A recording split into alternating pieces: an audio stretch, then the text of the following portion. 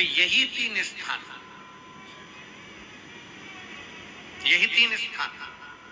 तीन अक्षत को इन तीन स्थान पर ही रखा जाता है। जो तीन स्थान अभी आपको बताए हैं, एक माता पार्वती जी का गोल स्थान हस्तकमल स्थान, दूसरा जहां से पानी बहकर नीचे की ओर जा रहा है उसी विराम स्थल पर, और तीसरा शंकर भगवान के शिवलिंग पर। ये तीन स्थान तीन अक्षत से पूर्ति कर देते हैं।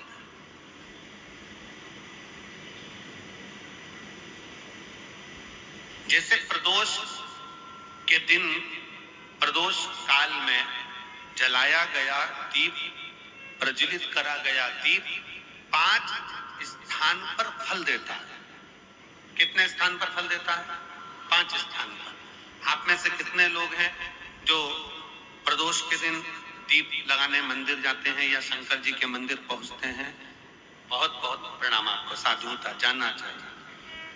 अपना प्रदोष के दिन, प्रदोष काल में लगाया गया दीपक 5 स्थान पर फल देता है। पहला स्थान, अगर हमको या हमारे परिवार में किसी को काल सर्प दोष है तो हमारा प्रदोष का लगाया गया दीपक कहीं पूजन मत कराओ, वो दीप जलाने से ही काल सर्प दोष समाप्त होता चले जाएगा। दूसरा स्थान, पितृदोष। अगर किसी ने कह दिया कि तेरे घर में पितृदोष है, तेरे घर में, कई लोग बता देते हैं कि तुम्हारे घर में, कई माताएं पूछती हैं मेरे घर में बेटा नहीं, मेरे घर में 3 बेटी हो गई, 4 बेटी हो गई, 5 बेटी हो गई, बेटा नहीं है, बेटा नहीं, तो किसी ने कह दिया पितृदोष है। अब तुम शंकर जी की पूजन कर रहे हो, शंकर जी पे जल चढ़ा रहे हो, शिव की स्तुति कर रहे हो, तो किसी किसी की यहाँ 3 बेटियों के बाद, 4 बेटियों के बाद, एक माता ने तो लिखा है कि उसके यहाँ 2008 में उसके घर में लड़की ने जन्म लिया था, या 2008 में उसके घर में बच्चे ने जन्म लिया था, लड़की ने। उसके बाद फिर लड़की ने जन्म लिया, और उसके बाद उसके घर में कोई पुत्र का योग नहीं बना। तब उसने प्रदोष के समय पर शाम को दिया लगाना प्रारंभ करा, और 2008 में बच्ची जन्मी थी, और अब 2024 में उसके घर में लड़के ने जन्म लिया।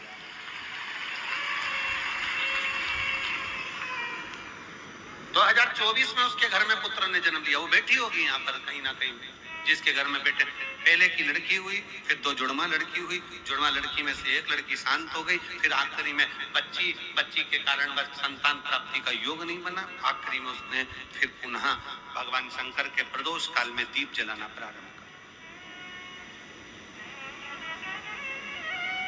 कहीं बेटी हो तो हाथ हिला सकती है, अगर कहीं बेटी हो। कितना कितना विचित्र कर्म है, जरा विचार करिएगा कि प्रदोष काल का लगाया गया दीपक, प्रदोष काल, प्रदोष के दिन, प्रदोष काल का जो दीपदान होता है वो सरल नहीं होता, वो सहज नहीं होता। 5 स्थान की पूर्ति करता है। पहला, जम के बोलो, पहला स्थान किस चीज के लिए? काल सर्पदोष के लिए। दूसरा, पितृदोष। कैसा भी तुम्हें कोई पितृदोष बता दे, कितना भी तुमसे कोई कह दे कि तेरे घर में पितृ का दोष है, तेरे घर में ये दोष है, अगर आप प्रदोष के दिन, प्रदोष काल में, अर्थात सूर्य अस्त के समय के 2:45 तक का जो समय होता है, 2 घंटे के समय का, उसके अंतर्गत अगर आप प्रदोष काल के समय में भगवान शंकर को दीप लगाने के लिए अगर पहुंचे हो तो वो आपको फल देगा ही, पितृ दोष का निवारण होगा ही, चाहे तुम कुछ करो चाहे मत करो, और पितृ की शांति करा दे। दूसरे नंबर पर है पितृदोष, तीसरे नंबर पर है वास्तु दोष। हमारे घर का, अब एक बहुत बहुत सावधानी से श्रवण करने वाला विषय है।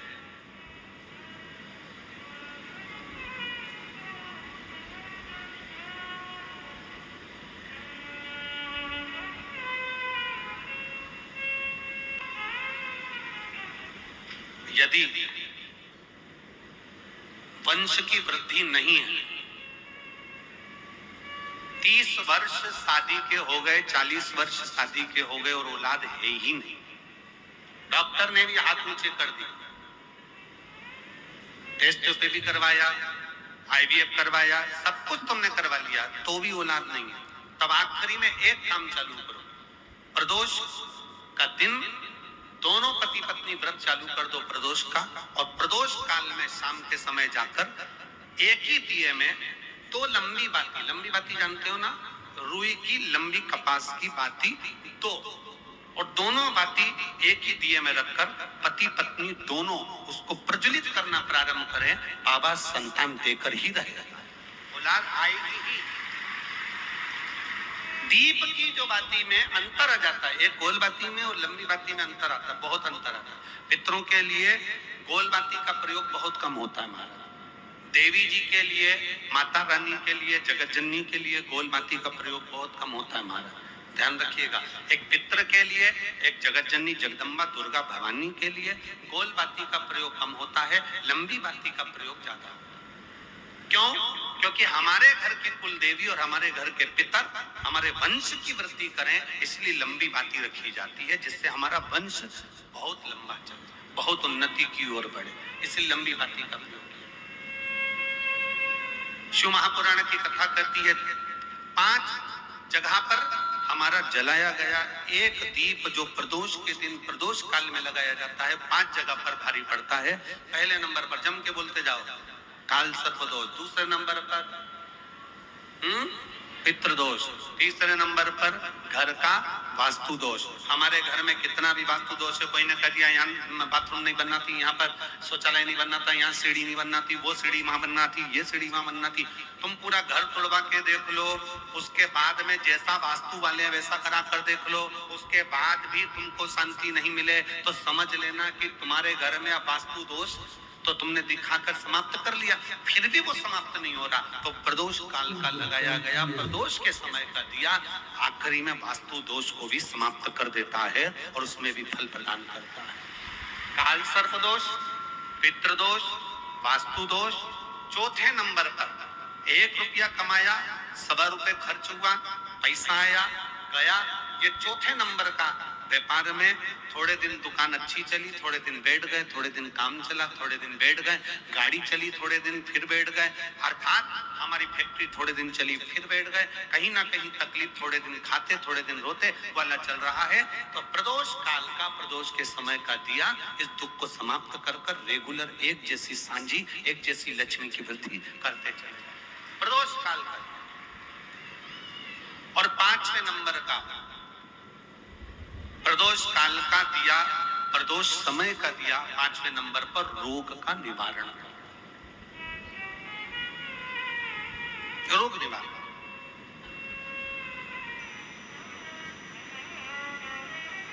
ये 5 स्थान जो बताए गए हैं प्रदोष काल के दिन, प्रदोष के दिन दीप प्रज्वलन।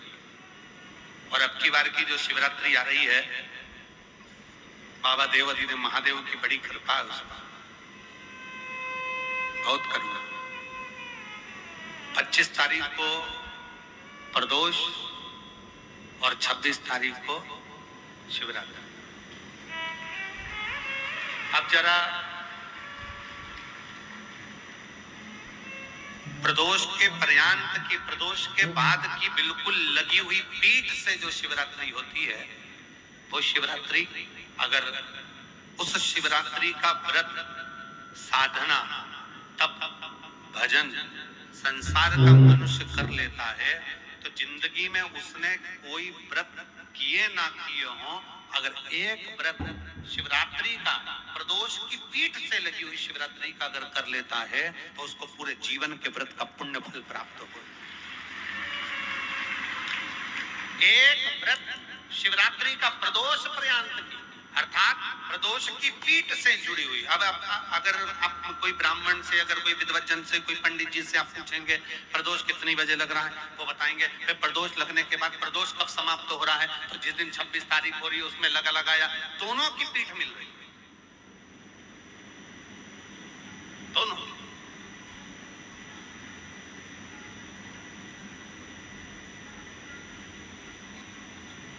करो व्रत।